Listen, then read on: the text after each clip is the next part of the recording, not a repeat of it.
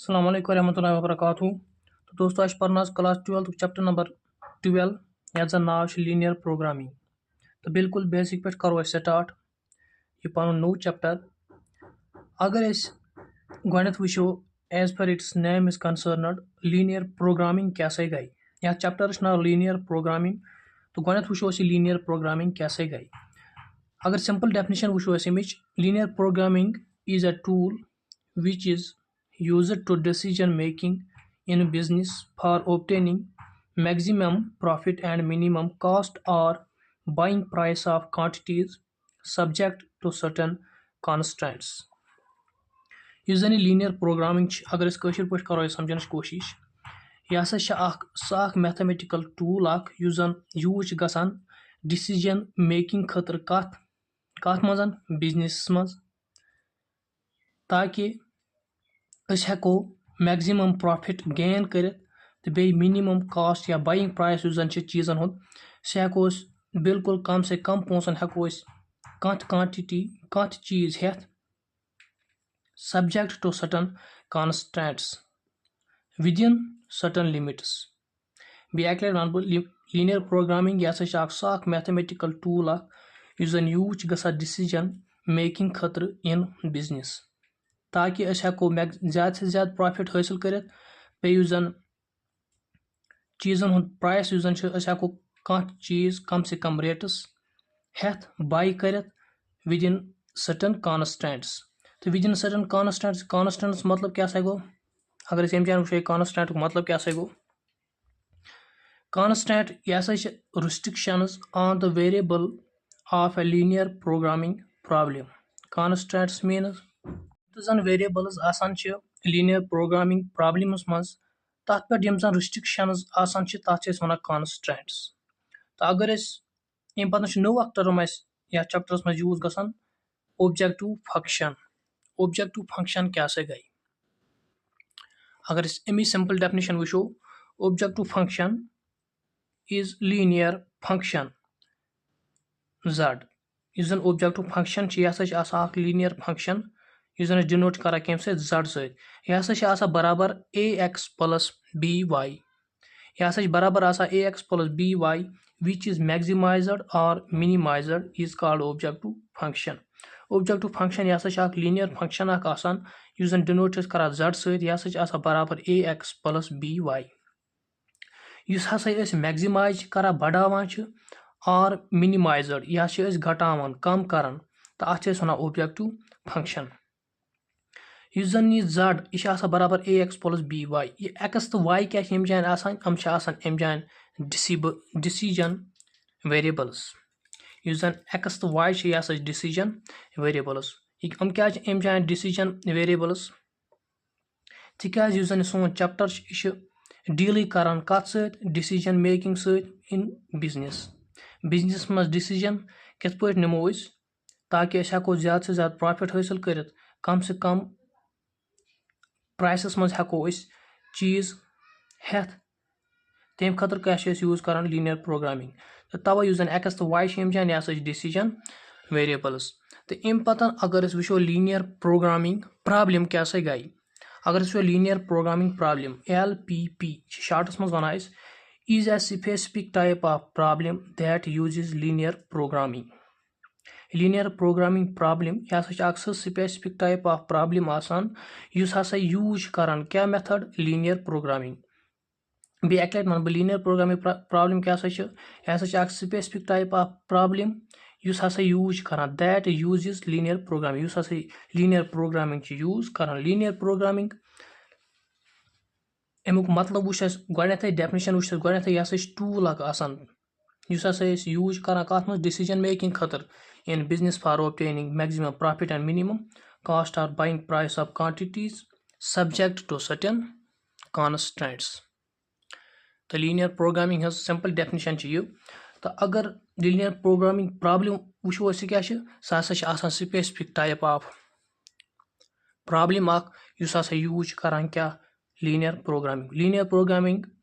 Use कर linear programming problem solve करान। I hope यह तम क्लियर गोमुत। तो अम पतन अगर वन नो पत अम जान concept graphic method of solving LPP means linear programming problem. अगर इस ग्राफिक मेथड थ्रू सॉल्व करो LPP means linear programming problem सह किस पे करो सॉल्व। अत खतर कह टर्म यूज गसन तम टर्म समझन बाबत नी मे चान example 5x + y less or equal to 100 x + y less or equal to 60 ज लीनियर इनइक्वलिटी नी मे अम क्या लीनियर इनइक्वलिटी तिकाज युजन अत मज युजन यम साइन यूज गुमुत less than or equal to अम सत बना यह लीनियर इनइक्वलिटी लेस देन या ग्रेटर देन साइन यूज कर सत कुन ते लीनियर इक्वेशन मज सह बना लीनियर इनइक्वलिटी तो ज लीनियर इनइक्वलिटी नी मे चान तो अमन हुंद ग्राफ कोर मे चान ड्रा ये मे अमन हुंद ग्राफ कोर ड्रा सह कथा बराबर सा बराबर यथ यह शेडेड रीजन यम चान यह ग्राफ ड्रा कित पे करान यह वुचो ब्रोह कुन यम जन क्वेश्चन यम जन इन तथ मज हेचो ग्राफ ड्रा कर तम चान वन बह सिंपली ज्यादा टाइम निम यम चान कहें तो गोनथ पे एक्सस थवन वैल्यू 0 पत कड़न वाई वैल्यू पत थवन वायस वैल्यू 0 पत कड़न एक्स वैल्यू इथा पे यम चान थवन एक्सस वैल्यू 0 पत वायस वैल्यू 0 तो अस नेरन अत कह गिवन पॉइंट्स तम गिवन पॉइंट्स पान वन मेज कर तो अत शेडेड रीजन मिलान कॉमन रीजन मिलान तो अत कर शेड यह हसा सोल्यूशन कमुक लीनियर इनइक्वलिटी हुंद तो अगर यम जान त्रो यमुक ग्राफ यम लीनियर इनइक्वलिटी यम जन गिवन अमुक ग्राफ सह द्राव बराबर यथ जन शेडेड रीजन यम जान तो अम पतन कह टर्म सिंपल टर्म यम जन ब्रोह कुन क्वेश्चन मज यूज गसन यम त जन पॉइंट्स ये मिलान पत तम पान वन मैच कर यम पॉइंट्स यम जन यम कॉमन युस जन shaded region Amik common points यम जन तमन वन फीजिबल चॉइस युस जन यह रीजन यह ग्रा युस जन यह शेडेड रीजन अत वन फीजिबल रीजन यम ज पॉइंट्स याद थवन ताकि हम गसन तिकाज हम गसन ब्रोह कुन त क्वेश्चन मज यूज फीजिबल चॉइस क्या गई यम हसा पॉइंट्स कमिक अम शेडेड रीजनिक फीजिबल रीजन क्या गो यह यह शेडेड रीजन युस हसा कॉमन रीजन मिला कर यम पॉइंट्स पान वन मैच कर तो अगर सिंपल डेफिनेशन वो फीजिबल चॉइस तो feasible reason feasible choice use जन each point in this region represents a feasible choice use जन feasible region युस जन shaded region अत मज युस त points तम हसा represent कर feasible choice तो feasible region क्या the common region determined by all the constraints including non-negative constraints of a linear programming problem use जन feasible region यह common region युस जन determined कर कम सत by all the constraints यम त जन restrictions restrictions means ज linear inequality दिथ यम जन अगर वो less than or equal to 100 less than or equal to 100 क्या restriction अमिच यह हेक greater than 100 कहीं यह या बराबर 100 या less than 100 यह गई अमिच restriction क्या यह हद खुद कम यह हद खुद ज्यादा कहीं 100 खुद ज्यादा हेक कहीं यह गई अमिच restriction यह कॉमन रीजन युस जन डिटरमाइन कर कम सत बाय ऑल द कॉन्स्टेंट्स युस त जन कॉन्स्टेंट रिस्ट्रिक्शन गिवन इनइक्वलिटी पे तम डिटरमाइन करते हसा कॉमन रीजन हेकन कड़ित तवे यम जान में सिंपल डेफिनेशन लिखम the common region determined by all the constants यम जन यह कॉमन रीजन युस जन डिटरमाइन कर कम सत by all the constants including non negative constants मगर तम कॉन्स्टेंट्स यम जन नॉन नेगेटिव अमुक मतलब क्या गो यम जन पॉजिटिव रिस्ट्रिक्शन तमें हसा इस्तेमाल कर नेगेटिव रिस्ट्रिक्शन इस्तेमाल कर कहीं non negative constants of a linear programming problem feasible region हसा कॉमन रीजन युस जन डिटरमाइन कर कम सत बाय ऑल द